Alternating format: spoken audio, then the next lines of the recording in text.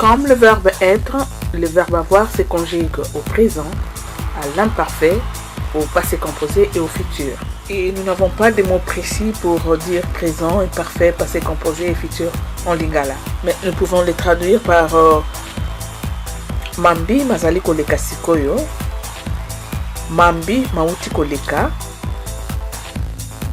et umeli uto Mambi maleki, et Mambi makoya.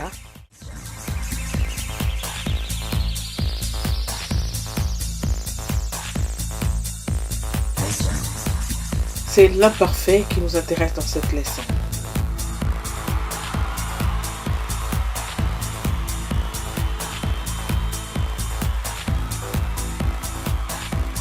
Nazalakina, ozalakina, azalakina, tozalakina, bozalakina, bazalakina.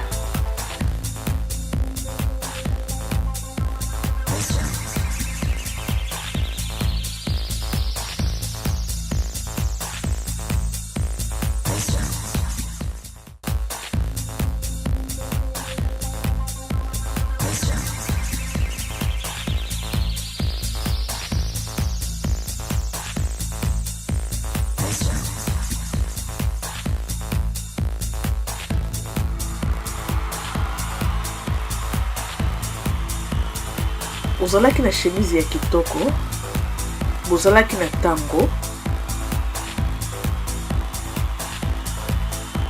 bazalaki na radio ou na yokeli,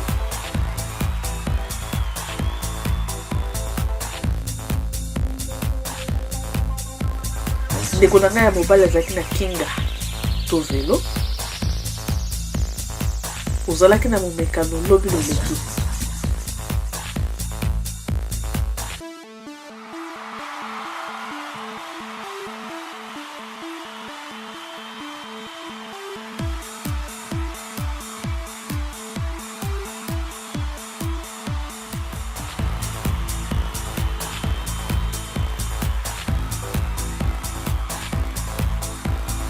Mobali nyonso azalaki na mwasi, baboti na ye bazalaki na mbongo ebele,